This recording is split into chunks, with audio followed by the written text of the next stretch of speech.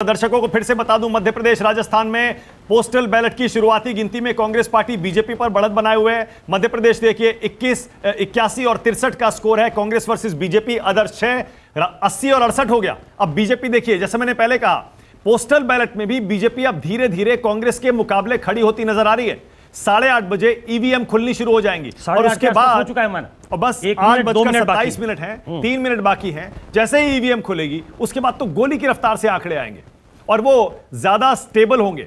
मतलब स्टेबिलिटी के लिहाज से नहीं कहा जा सकता, ऊपर नीचे होंगे, लेकिन क्योंकि ईवीएम में ज्यादा वोट पड़े हैं इसलिए वो ज्यादा भरोसेमंद होंगे। पोस्टल बैलेट में कम वोट पड़ते हैं, इसीलिए ये आंकड़े उतने सीरियस नहीं है।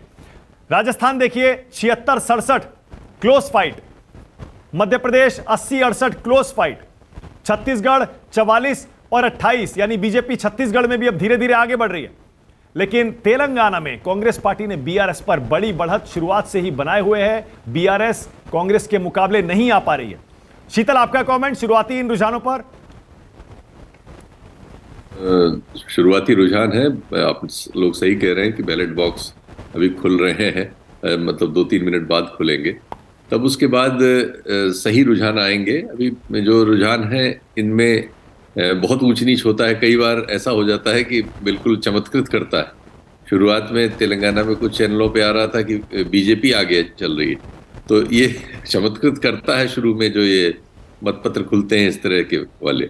लेकिन अभी आधे घंटे लगेगा, तब सेटल होने लगेगा जब असली बैलेट बॉक्स खुलेंगे और जो आपके आकलन इसके पहले रहे हैं, चाहे एग्जिट पोल के जरिए रहे हों, ओपिनियन पोल के जरिए रहे हों, उनकी भी परीक्षा होगी। तो फिलहाल अभी आंकड़े थोड़े प्रवक्ताओं को उत्तेजित कर सकते हैं, समर्थकों को उत्तेजित कर सकते हैं, लेकिन असलियत तो अभी आधा घंटा पौन घंटा लगेगा, तब उसके बाद साफ होगी। ठीक है, ओके।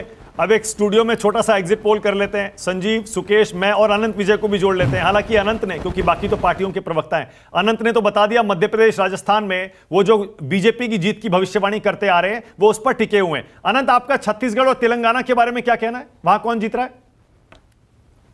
तेलंगाना के बारे में मानक बहुत जानकारी मुझे नहीं है और मैंने तेलंगाना के चुनाव को फॉलो नहीं किया है, और मुझे लगता है कि तेलंगाना में भी टक्कर ठीक ठाक होगी जितना मैंने समाचार पत्रों में पढ़ा है, क्योंकि इतना एक तरफा नहीं होगा।